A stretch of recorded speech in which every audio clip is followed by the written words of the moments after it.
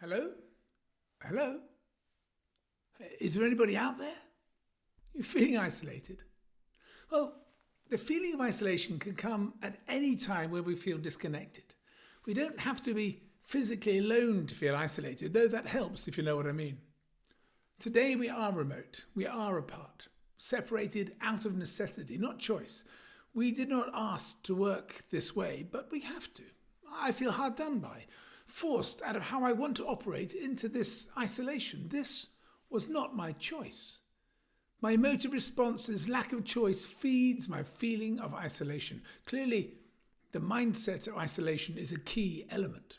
So, as we sit in our isolation, in the middle of the coronavirus epidemic, what mindset do we hold that'll help us through? Even though we might be surrounded by immediate family, there's always a danger that we do feel isolated, set apart, disconnected from real life, whatever that might be, from colleagues, from society. Let me share a story. The image you now see was taken as we approached one of the checkpoints on the race to the magnetic North Pole. Three of us in the team, Chris, Phil and myself. We took it in turns to lead with an order rotation and specific roles to play. Well, two of the three positions anyway, let me explain. The chap at the front was in charge of the micro-navigation to successfully navigate our path through the broken ice, a tactical approach to our journey, vital but dangerous on its own.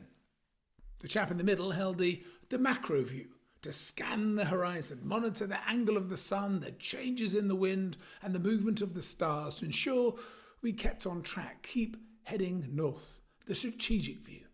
And there is much we can take from this in our current situation on the need to balance the tactical and the strategic, to deal with what is immediately in front of us, but not to deviate from the long-term vision and purpose of what we're here to do. But that is not my focus for today. Rather, what about the person at the back? What was their job? What could they do? Well, not much really. Rest, relax, not sure. How they coped depended on their mindset at the time.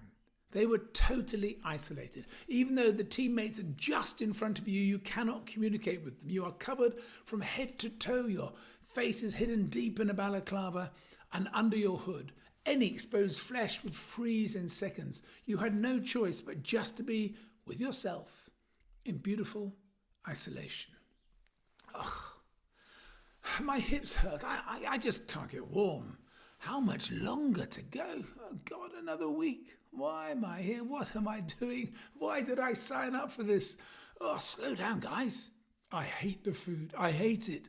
And I'm fed up with Phil's snoring and Chris's noises. I just hate it. I hate them. Get me out of here, please. Or, whoa, this is beautiful. There's no noise, just silence, no sign of man. Oh, the air is so clean. Look, there's paw prints of polar bears on the ice. What an honour to see that. I wonder how the team are getting on. Phil looks fit. Chris seems happy. I think we're a good team. How's the pace? Shall I put on some pressure at the back? I better get ready for my turn at the front. Those two people are the same person as me, just with a different mindset. One a prisoner of their own mind, the other a free agent. I believe isolation and even disconnection are a matter of choice. The physical reality of not being able to communicate or connect, of being in isolation, out of your control, of being prey to the environment has not changed for either scenario. I was physically in the same place. But what was different was my approach, my mindset, my reaction, my choice. We may not have chosen this way to work together, but we have a choice in how we respond. I hear much noise of people being isolated, and for real, there are some people who are in horrible situations of being completely alone in the world. No family, no friends, no opportunity to connect. And as a truly gregarious person, I feel for them terribly, and I hope that this situation has alerted society to their plight, and that we come out of this with a far greater sense of compassion and reach out to those in need. And there are others I know who have a hermit preference, who are just loving this. Maybe as we move to a more physically connected world, we should also recognise and be compassionate with their desire for space and privacy. But in reality, team, none of us at work are alone. We have our families and friends, we have each other, we have our customers, our suppliers, our partners. I may not physically be with you, but boy, I'm with you in spirit and in a familial bond defined by our common endeavour. Physical isolation or detachment may not be a choice, but our reaction to it is. And I've never felt closer to you all as we peek into each other's homes and lives. We speak from our front rooms, our conservatories, our attic offices or our bedrooms. The pictures on the walls and the books on the shelves reveal more about who we really are, more than maybe we would have shared before.